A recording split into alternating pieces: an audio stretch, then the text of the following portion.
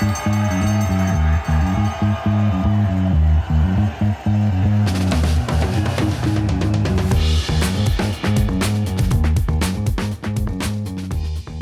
back to Performance Process.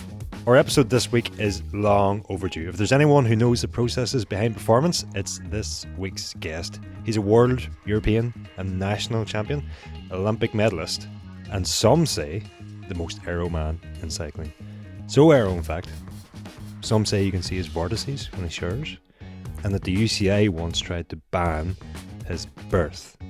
Some say his teardrops have a camtail profile, and that his next target for the hour record is 59 minutes.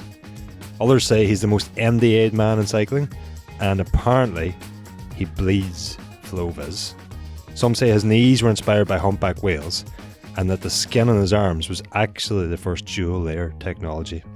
All we know is he's called Mr. Bigham. Dan, welcome to the show. What an intro. I mean, I was going to say that, you know, if taken as a weighted average across a yaw sweep, your sale is bigger than Amazon's on Black Friday. And that the only reason you broke the hour record was because you're so aero, you couldn't slow down. But yeah, we'll maybe save some more of those in case we have you on the show again in future. Yeah, I've heard a lot of variants of that. You only broke it because you're aero. So, yeah. Well, I think it's nicer to think that you couldn't slow down. Oh, I love that.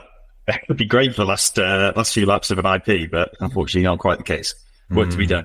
My personal favourite of all of those was that your preferred way of banking is 45 degrees. But it's a bit of a long job. What did you spend thinking this through? Around about 18 months.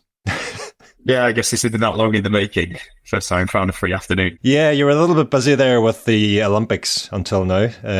Qualification initially, obviously, and then the games themselves. Tell me, a couple of weeks on, you're now an Olympic medalist. What's your reflections on Paris and post Olympics? So I was due to have this afternoon what they call a decompression session with the GB Sports side. I'm actually moving it because I need to ride my bike this afternoon. Priorities and all of that, but probably could do with it. I think it was a challenging games, and I don't think any competition ever particularly goes the way you want. Like, I mean, to draw a parallel to the hour, everything's within your control, so you do it exactly as you want to do it. But in a competition like the Olympics, and especially when I've not been there as an athlete, it's so different. And yeah, things didn't quite go to plan. Obviously, I had that crash a few days out that really didn't put me in a great place. And trying to focus on recovery and telling yourself that you're fine. I mean, that's what every athlete does, right? After every session, yeah, that was normal. I feel great, whether they are or not. I think you lie to yourself, and didn't quite appreciate that until after competition had finished. Like, the amount of pain I really was in, and that you're just kind of ignoring it and saying, "Oh, it's okay, you'll get through it. It's fine." And it did have a negative impact, and that was frustrating. And yeah, I think competition in that respect didn't quite go the way I'd hoped, wanted. I wasn't at the level really then that I should have been at, or was at, and have been at. And yeah, that's kind of unsatisfying, predominantly because I don't think I'll have another bite at that cherry. I won't do another Olympic Games. I can't do 4 more years of this. It's too much sacrifice, but not just me, for everybody, my wife, my kid, my family, my friends, like, everyone puts so much into it. And like I was saying to you, like, I wrote this big War and Peace of, I guess, my own download in my head, and was going to put it on Instagram, and Instagram didn't like how long it was. I haven't really got around to then taking screenshots of it, but like, it literally takes a village to get you to the games, of like people in every respect, not just GB or British cycling, but your own support network and the amount of time and effort you put into every different aspect of it. And you ask so much of everybody, and I don't think 4 more years is sensible. Like, there's so much more to do in life, and that I want to achieve, and that I want to be present and be a good husband and a good dad. And yeah, like, probably got really deep for the first question, but yeah, kind of, you go really into it of like, why are you trying to ride your bike fast? And yeah, that silver is like bittersweet in that respect. It's not what we went for, and to be so close, and to know that there was performance there that effectively I lost by bad decision making, just a mistake, is really a bit frustrating, and that you can't right the wrongs and learn from those lessons and go again. It's hard. I mean, yeah, for anybody that hasn't seen it, that crash was absolutely horrific. You're swinging off man 1 in team pursuit, and there's someone ready around the blue line, or just above you, and you literally ride into the back of them. That's, I mean, it's almost a miracle you even made it to the games at that point. Yeah, just like for those who've seen it, to give a bit of context, so we were doing a standing one turn, so about just 2 minutes of effort, and when we went up to the effort, there was nobody else on track. It was Kayota, Japanese sprinter. He jumped up during the effort. I didn't just process. Normally on those kind of sessions, you accept there's other people there and you look up and you're a lot more aware of your surroundings. Whereas this, I was so focused on executing a good turn, a good change, because we literally have 2 track sessions pre-Olympics to learn the track and do everything right. So you want to make sure you execute it perfectly. And just didn't think, put simply. And yeah, Kaya jumped up, which he's well within his rights to do. And he's on the blue line, which again, he's well within his rights to do. It's not particularly the done thing during a team pursuit effort. Typically riders go up to the fence to stay out of the way, but that's not on him. It's not a requirement. It's just, I guess, a gentleman's agreement. And yeah, he was there, and I just picked the exact wrong moment. If I was half a tenth ahead, half a tenth behind, then would have missed him, albeit narrowly. And yeah, just being pretty damn fast. And yeah, somehow managed to not break anything. I did a lot of damage to ligaments and things in my shoulder, and a bit of back damage as well, but enough that I could still ride a bike, albeit in pain. But it's not the ideal prep 3 days out from the Olympics for sure. Yeah, I mean, you seem to be beating yourself up there. Had it been a half a tenth earlier or later, but I mean, who knows what would have happened then? You could have narrowly missed him and headed straight into the railing or whatever. Like, so I don't think you can look at it that way. But you've said the silver medal was bittersweet. I mean, you went there presumably aiming to win gold. You're representing GB in the team pursuit. That's the sort of pedigree that team has in that event. You know, considering that your opposition in the final had broken the world record the day before, you know, is that where the bittersweet part comes from, or is the bittersweet part simply from you think that actually had I not been injured, the win could have been there? And you know, we've all seen the final lap of the team pursuit as well. I don't know if you've analysed that and was the win there had that saddle been a little bit grippier. So Ethan, even if he'd stayed on the saddle, we wouldn't have won. We needed to stay just over a tenth and a half back. So he actually would have had to accelerate it slightly with the last lap split the Aussies did. So had he stayed on, we wouldn't have won. Again, it would have been close, within a tenth, give or take. But yeah, a tenth per second is next to nothing. And that's the frustrating thing, where you know how much it is. I mean, I know what it was when I lost by half a tenth at the Worlds last year in the IB. That was like a quarter of a watt in the IB. And you're like, you can find that. And that's the frustrating thing, that it's achievable and that you can't go and do it over. You have to do it then. And kudos to the Aussies. They came from nowhere. Not nowhere, it's probably the wrong term, but like, we didn't expect them to be there.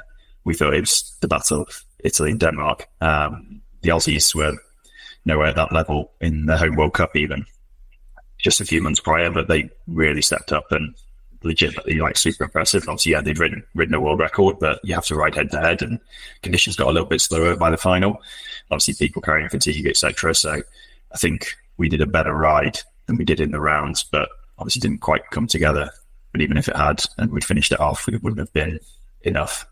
So yeah, it's just frustrating. You want to win, and that's sport. You can't always win, and you're just looking for reasons why it didn't quite come together, and that you could have done better. And it's helpful for the future because you learn from it, but the future doesn't include another Olympic Games to try and become champion. So that's, yeah, the frustrating bit. Yeah, I mean, you're encapsulating so much of what the Olympics means there. Obviously, they're, you know, hugely prestigious and all that, but the pressure that's on to perform in that exact moment, it only comes around every 4 years.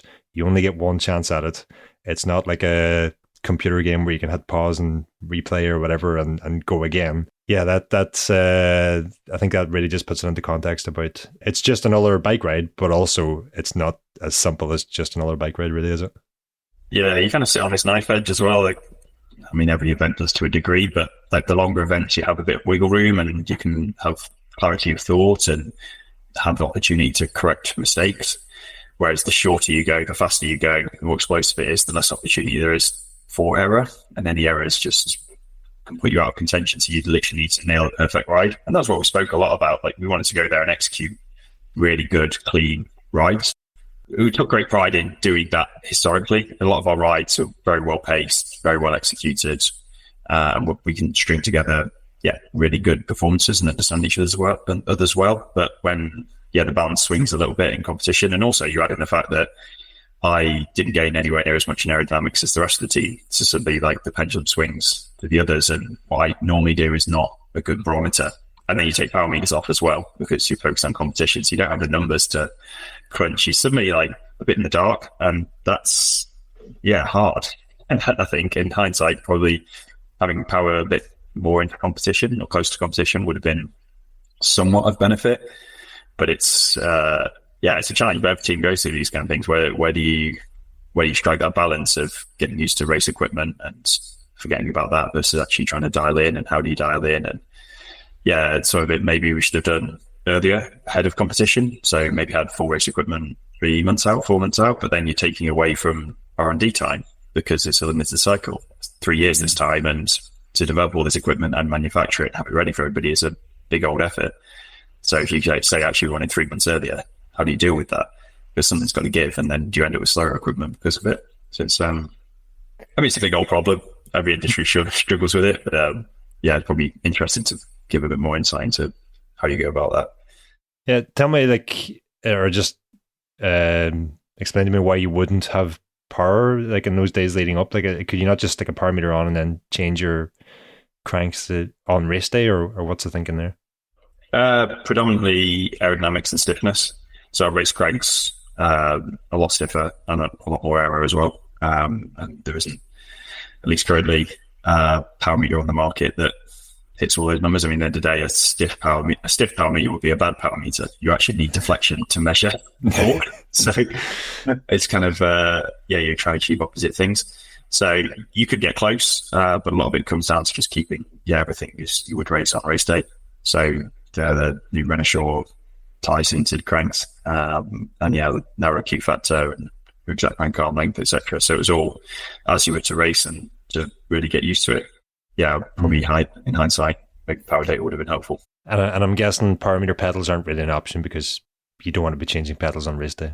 Same thing as well. Power meter pedals, you look at the Wahoo ones, they're wider Q factor, not super stiff, but also they have some inherent issues. I mean, most power meters actually have issues in measuring power on the track because you have centripetal acceleration throughout the banking. They tend to screw up the accelerometers. So if you look at the cadence reading of pretty much any power meter that doesn't use a magnet throughout the banking, your cadence goes down even though your wheel speed goes up, which obviously doesn't happen because you're on a fixed gear. And it just shows this inherent flaw. And that's also speed sensitive. So the faster you go, the larger the centripetal acceleration throughout the banking, V squared over R is the equation. Then that means your cadence underreads even more the faster you go. So it's non-linear. So to correct for it is a bit of a nightmare as well. So power pedals aren't ideal. I mean, we could go down this rabbit hole here, but we've gone to magnetless, if that's a word, power meters for simplicity. But would your optimal power meter have 2 magnets around the pedal stroke, or what are you looking at there? You probably just have more reed switches, which is what some power meters have historically done, like the SRM, so that you can sample angular velocity at higher frequency. I mean, best of both worlds is probably using both and some sense of fusion, because you're not going to have the sampling speed through a magnet and a reed switch that you are with an accelerometer. You could set an accelerometer to sample like 1,000 hertz, but your magnet and reed switch is literally down to how many magnets, how many reed switches can you have, and you're never going to get to 1,000 on a crank. So maybe you mix between the both, which to some degree the latest SRMs can do. They don't necessarily do it properly yet, but they have the capability to do all of that, which is pretty cool. And they log internally as well, so you get 200 hertz internal data of torque, crank position, angular velocity, etc. So some really cool things you can do with that stuff. But power meters aren't quite there yet. I think the market itself has been a race to the bottom of the cheapest power meter of late and not the best power meter. And that's a bit frustrating. Watt, as in WHAT, watt meters rather than power meters. Some of them. Some of them guesstimate power, some of them measure poorly, some of them have no compensation for temperatures or off-axis loading, and some of them can't be calibrated. Some of them you can't even read as a frequency output from a strain gauge to know what's even going on. They're complete black boxes, and that's the worst thing in the world. If you trust your system, then you should be able to open it up.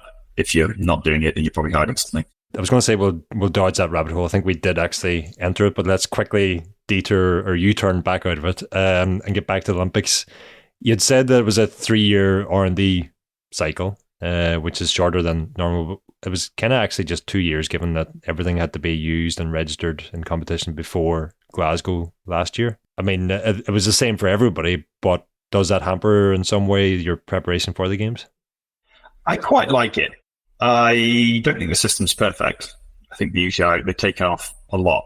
So if you just run like quick numbers of all the things you have to register around wheels, frames, handlebars, cranks, etc., whatever you have to register, times the number of riders and the number of nations. And the UCI want to check everything. So you go to the Olympics, and let's take GB, for example. I think we had 3 skin suits each, and there's about 20 riders. So 60 skin suits. Then there's 60 pairs of overshoes, and that's one nation times, I don't know how many nations there are, but let's say there's 20 times as much of that. Suddenly you've got over 1,000 garments to check. And you want to check them all properly, make sure they're all the same, they're all legal, they're all got the little RFID QR code tagged on it. That's a lot of work. And I think they probably to some degree underestimated it in the actual action of it. But the process itself is good. It's, like I said, not perfect. Like, how do you account for the fact that there's limited production capability for a lot of these companies that, let's say, take Hope for an example, they're manufactured in the UK. And if another nation comes along and says, okay, we all want to play on Hope bikes as well, so we're going to order 50 bikes from you. They go, okay, well, that's like maybe six, I don't know, picking numbers at the end, but 6 months production. But we already had like the next 12 months planned in to manufacture all the bikes that we needed for GB.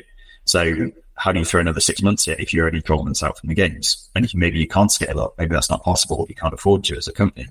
I don't know, but these are all kind of problems that the UCI have to deal with day to day when some nations are trying to buy things. And genuinely, there could be the inability to produce it. There is also the other side of maybe they don't want other people to buy it, which is another problem. But how do you differentiate the two? I think that's been confirmed as prices have miraculously just dropped on some equipment post Olympics, and much more. Still quite costly, some of these things, but they're. I think the Factor Hanzo track is no longer 100 grand; it's now 10 grand, which is still a lot of money, but it's definitely a lot more plausible that someone might order that. Yeah, well, I guess they probably want to sell them now. It broke a few records. It went pretty fast. So they probably sell a lot more at 10k than 100k. But yeah, I mean, it's a problem for the UCI, and how you regulate that is going to evolve again for the next cycle. But I like the fact that you at least have to register in advance. The UCI have to be aware of it. They should have this system in place more generically across different disciplines. So it's a problem that we've had in competition on the road, where we'll bring something that is 100% legal above board to a competition, and the UCI haven't seen it before, so they instantly go, no, that's not allowed. Well, it meets your regulations, it stops us from using it in competition, but it's completely fine. It's just that because you weren't aware of it, your knee-jerk response is ban first and then unban later, or not ban, but you know what I mean, like stop you from using it. You can't race them to appeal with it either. It's not a system that's in place. Is there a system in place to like clarify in advance, here's this thing we want to make, do you approve or disapprove? Yes, but the rules themselves are quite grey and open to subjectivity. And that becomes a problem in itself, that they go, yes, that's legal, but we don't really like it, so we're going to say no. And you're like, well, that's not really objective, is it? It's not. So my background's motorsport. I speak with Andre especially about this quite a bit, and I think he largely agrees that the rulebook itself should be objective. It should be a point, a line, a plane, an intersection. And that's how it is. It's clear, and you're either within the box or you're outside the box. And to rewrite the rulebook that way, the rulebook could be nearly 10 times as big, probably, if you do it right anyway. I mean, maybe you could be more efficient, but nonetheless, it would be bigger and more complex and harder to understand for the layman. And the UCI, from a global perspective, the board, etc., don't want to go in that direction. I think they quite like the wiggle room, the subjectivity, the greyness, because it enables them to sort of control the sport as new things come up, rather than being penned into a corner of having to actually follow their rule book. And I think that's the kind of situation they're in with the new Giro helmet, which I really like, by the way. I think it gets a lot of stick. And yeah, I don't think it's actually won a time trial yet, which is such a shame, because from a design perspective... It actually, we looked at this last week, it's won a couple of national championships. Well done. Which is a shame. I think it looks well considered. I haven't seen any data on it. I can't get my hands on one, at least not yet. But that is within the rules as they are written. The box rule for helmets came out just over a year ago. And it was literally designed to fit within the box. So just because you don't like the look of it, you broke the rule. And I think that's the problem. I don't know exactly if it's true or not, and there's a bit of speculation, but as I've heard it, it's come from top down that we don't like the helmet. You need to find a way to get rid of it, is what I've heard. I don't know if that's truly the case, but it's not the way it should be. Well, yeah, that's obviously not a way a sport should be run, but yeah, I don't know where to go with that one. I can see pros and cons to a more detailed rule book. I think what I would prefer just to see is that, you know, the rules that are written are just adhered to, and if something like, say, a Giro helmet comes out and the UCI don't particularly like it for whatever reason, perhaps there's, you know, a lot of people are questioning, is there a safety aspect with that, with having so much like fore and aft sort of coming out either side of your head on the helmet, and if, you know, something like that comes around, then the UCI could ban it on safety grounds, or at least give teams X amount of time. You can have this until 1st of January next year or whatever, and which is difficult in our sport, because when you have manufacturers who have to sell these things and you know, make a business case for whatever they're developing, I think a lot of manufacturers are getting very nervous about developing anything in case the UCI turns around and says, well, you can't use that, and at that point then they can't really sell it anymore, or at least the demand for it has greatly dropped, and that I fear might stifle innovation in the long run.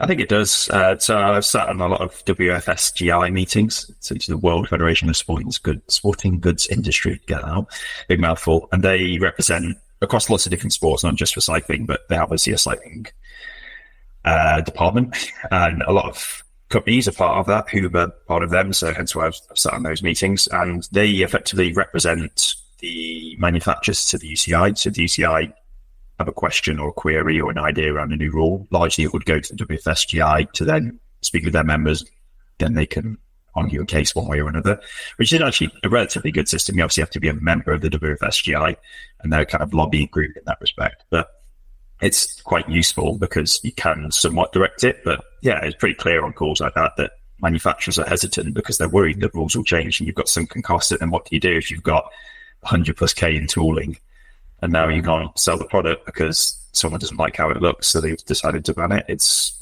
not a great system for the development of the sport, for sure. And I'm very sure the UCI recognise it. Like Andre, who's taken over since Michael Rogers has left on the equipment side, is really good. He's between a rock and a hard place. I think people give him a hard time. I give him a hard time.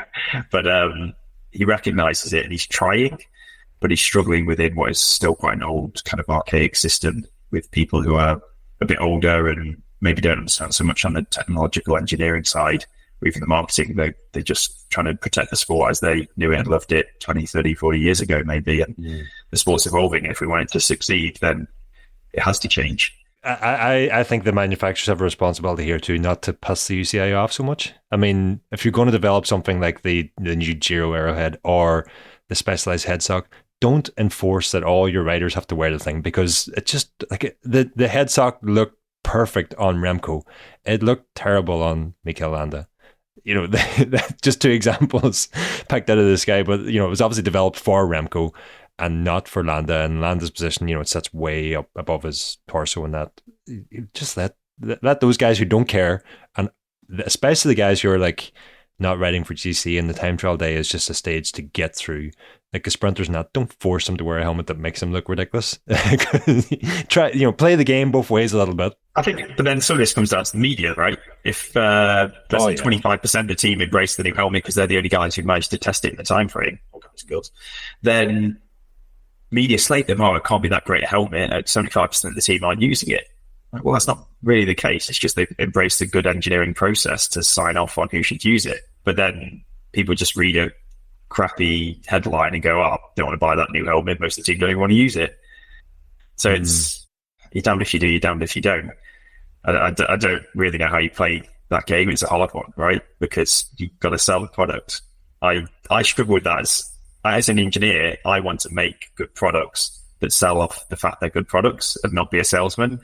But the annoying thing is, all the studies show it that marketing works, and it's a challenging thing for me because I hate marketing and shouting about like, it's X% this or Y% that, or works in this way. It's like, just sell it on its merits. Like, this is a really good system, and this is why. Not just like make some numbers up or force people to use it. Like, it should be done just on the basis of how it is. But then maybe people, well, not maybe, I'm sure people don't see things the same way. They don't probably think in the same way or look at the numbers. They want to be told and go and use it because they believe it's the fastest because that's what the marketing says. But I think the world's becoming more attuned, the industry is becoming more attuned to that. The market, they do their own testing. There is a lot more independent verification nowadays, and I'm all for that. I think it's a great thing because, the best products will come through, really. Yeah, I like how little Trek do it, to be honest, where, Bontrager or Trek don't make a time trial helmet. And so they've, presumably some of those riders are just riding an ATT helmet, and some of them are using the old Giro Arrowhead, which I think was, lying about the team bus. But you can see others have, put a lot of time and presumably testing into choosing which of the helmets they're going to go for when they have free option of any helmet out there. So I'd like to see more teams go that way, but I appreciate as well that if Kask, Giro, Specialized, name your helmet brand, is sponsoring a team, and they make a time trial helmet, they're not then going to let riders use whatever they want. Yeah, but like take Kask, for example, we ended up having 4 different time trial helmets and 3 different visors. So technically 12 different combinations plus sizes, which obviously has an impact. Which is another reason why the UCI came up with the box rule. They thought we can end up with massive things, which you kind of have anyway. But so you just have to accept the individuality of aerodynamics. And once you accept that, it's just how do you make a business case for it. So it is challenging. Like, how do you sell 4 different time trial helmets? And you say, well, you need to buy them all and test them. That's a hard one to sell, right? Hey folks, Ronan here, just briefly interrupting this episode to remind you that Performance Process is an Escape Collective members podcast. That means, it means our members have signed up to Escape Collective, they've supported Performance Process, and in doing so, I can dedicate time at work here to producing the podcast. It literally would not exist if it wasn't for our members. If you're not a member, don't worry, you can still listen to part of the episode. We cut it off around about halfway through, and this is just a brief reminder that you are listening to the version that gets cut off, again, around about halfway through. If you're already a member, head over to the members feed to get the full uninterrupted version. If you're not, head over to escapecollective.com/member to sign up now and, to no longer get interrupted like this and enjoy the entire podcast. You mentioned 3 different visors there, so perhaps that gets us back to the actual Olympics again. And what was new then? Was there any juicy new tech stuff that we didn't spot? We sort of I had focused on skin suits. Had said it was a double layer Olympics. Was there anything else that was there that maybe surprised you or others hadn't seen? No, I'd seen it all about a year ago, I think. And the reason I say the visors take us back there is because Kask only had, if I understand correctly, 2 visors at the Olympics because their biggest gurney flap visor was only developed this year and so wasn't registered in Glasgow last August and so couldn't be used in the Olympics. But, nothing untoward there. It's just something that was developed post-deadline. Yeah, exactly. So visors were one of the regulated products that had to be homologated, and that's the term they used back at the World Champs previous year. And the new visor came out. I think we first used it in May, I think it was. So couldn't be used. I think a few people fell foul of that, but the rules are the rules, and you kind of got to be aware of them and what you're using. I mean, if you're not aware of the difference between 2 visors, where one's got 25mm flap at the bottom and one doesn't, then you're probably not really that well attuned to the regulations. But you're probably also not really that dependent on using which one of those 2 visors you know by then. But across the board, there wasn't any massive curveballs. There were some interesting things like triathlon. It's my background anyway, and I was still heavily involved through Hoop there. But the triathletes, in some respects, they take it really seriously. They're limited in what they can do and what they can't cover. But UK Sport, you can see their stamp on the clothing now, and what Alex Yee used, and using aero fabrics in specific places to try and get some sort of advantage. But then you've still got terrible equipment choices on the bike and position, and that's really quite frustrating. There's a lot of performance being left there, even when there's so much freedom, more freedom than in the UCI world. They can get away with a lot more in the world of triathlon. But I think that was quite an interesting one for me to go and look at and see how they're tackling that problem, because they've got the freedom, but maybe not the current drive to innovate quite so much to the same level as in cycling. But then other disciplines like BMX, we followed that really closely. We had the BMX finals pretty much when we were all kind of sick of burning time at the competition. So following closely with Bashri, and Kai, see how they went across the board. Aerodynamics had been embraced in BMX, and even though it's such a short event, and historically all the regulations around baggy clothing, etc., there was like double layers and loads of textured fabrics and like proper takes on aerodynamics. It was pretty cool to see, and obviously it does have an impact. You really cannot avoid it. They're going pretty fast. So yeah, and that was really where I spotted the French setups. They, across all the disciplines that people were on bikes, had very good, at least like mostly double layer, but seemed to like considered fabric choices across the whole works. I mean, in BMX they went 1, 2, 3, which is pretty damn unbelievable at home Olympics. That's going to be like one of the moments of the games. I think they were all like sky high. That was pretty cool. But you're looking at what they're doing on the roadside, what they're doing on the track. They all made big steps forward over what historically I think hasn't been great on the textile fronts. They must have put a lot of investment in, which you kind of saw in the run-in around Nations Cups and World Cups and World Champs and whatever else, where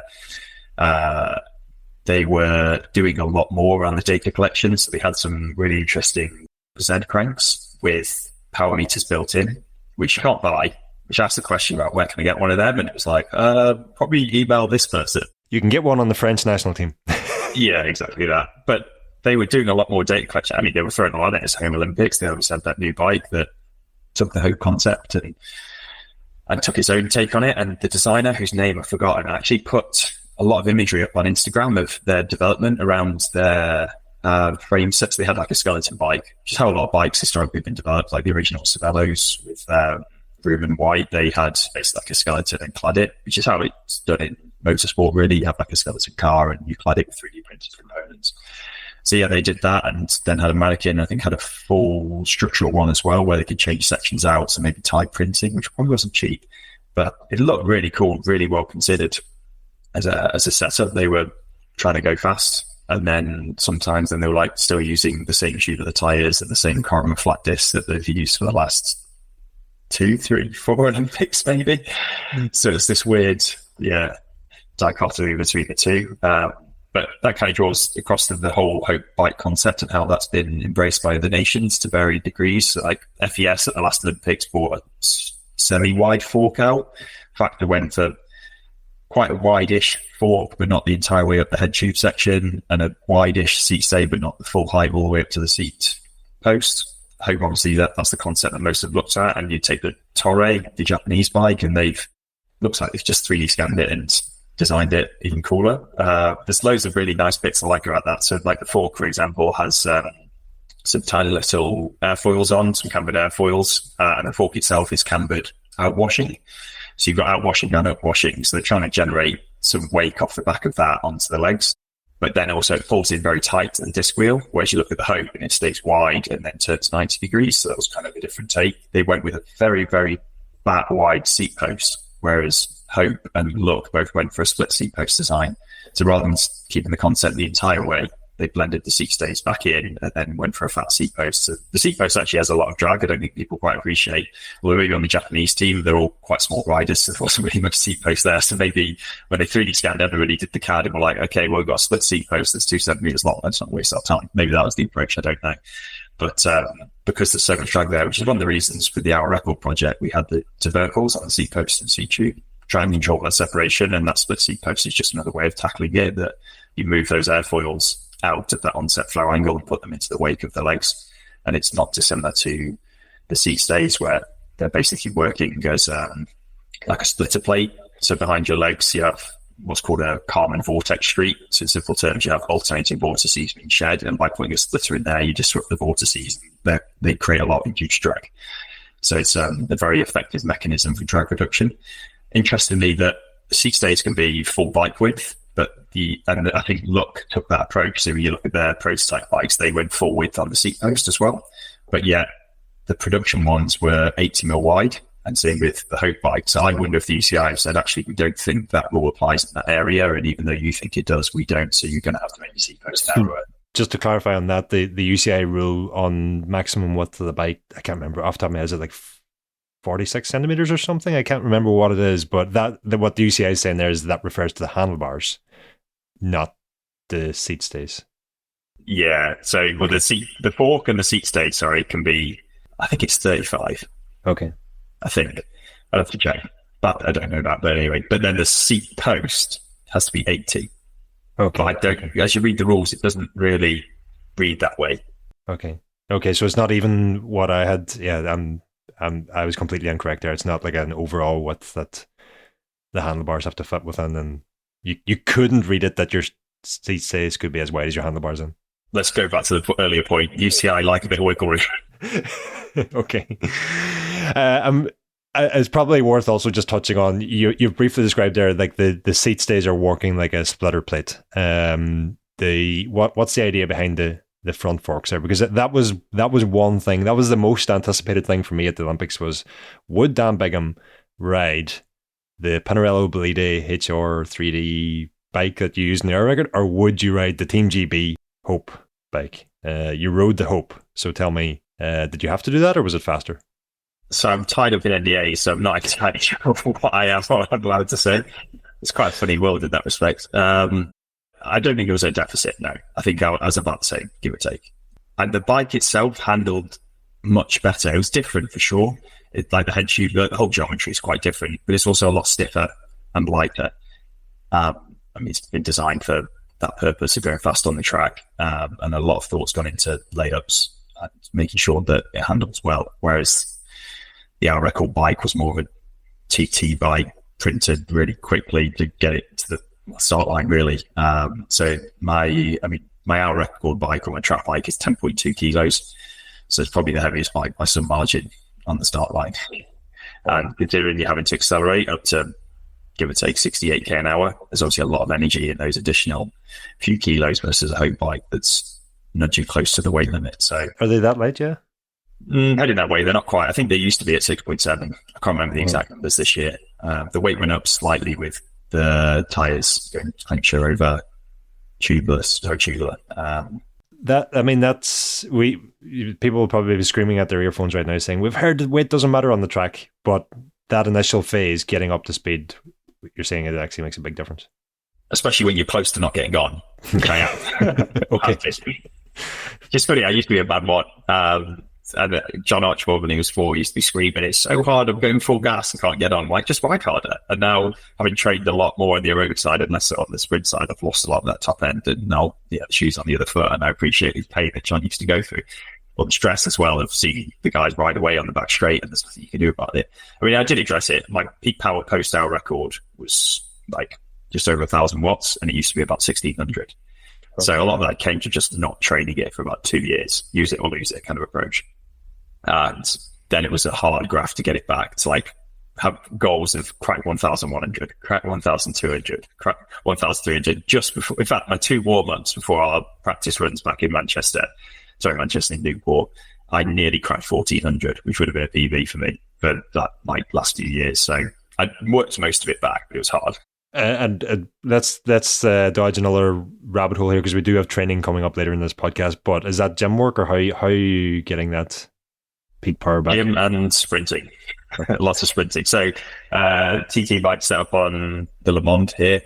I've had my track bike on it a few times. They're not hugely different. Obviously, there's a little bit in fixed gear versus not, but mostly it's doing it. In fact, the biggest problem for me isn't the first few pedal cycles. When you look at it, it's this transitional phase between about sort of 60 RPM to about 100 RPM. That's where I'm mostly struggling. So I did a lot of slow rolling starts. So not the actual standing start where everything's still and having to do peak torque. It's that kind of, acceleration and change of torque, but at that specific cadence kind of range.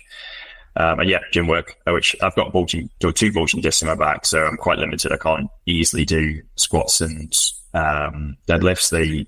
Without good technique, screw my back up pretty quickly. And there's probably S&C coaches on here like, no. And it's like, I fully appreciate it. I can and have done squats and deadlifts with my back, but it's a risk factor, and it's a lot easier just to go on and do leg press. So I pretty much just get in the gym, stretch, leg press, stretch, leave, done. Twice a week. And it works. My leg press is, I've put probably 60 kilos, 70 kilos on my max leg press in that time. And my peak power's got back to a good place, and I can get on. Not perfectly, don't get me wrong. Like when Vernon goes full, it's pretty hard, but that makes it a lot easier. But then, if you can knock 2 or 3 kilos off the bike, That's not an insignificant amount of energy. You're talking, what is it? It's probably 10 watts per kilo that one. So 20 watts, 30 watts, which is a decent amount of power to be saving in that one. That's where most acceleration is done, obviously. Yeah, can you imagine going to the Olympics and getting dropped in the start line? Well, I nearly did in qualifying. So after the crash, the following day we were back on track and we had a standing start. It was a case of just get through it. And my shoulder it hurt, but it made this weird popping sensation, like I popped it out. And I've dislocated my shoulders before. I know what it's like, and it wasn't quite that, but it was quite disconcerting at the same time. But I got it on. And then the qualifying, I just had a bit of a terrible start. And those first few pedal strokes were bad, and then it chased the entire lap. And it's just hard. You burn a lot of gas that you otherwise don't need to. And one of the reasons that I got pulled out for the rounds, aside of needing to recover, but my performance wasn't where it should have been. And for the final, I was like, I am going to nail the start. And that was number one of nail the start perfectly. And I just sent it with literally the mindset of if it falls out, it falls out. It's the Olympic final. I've got to do it.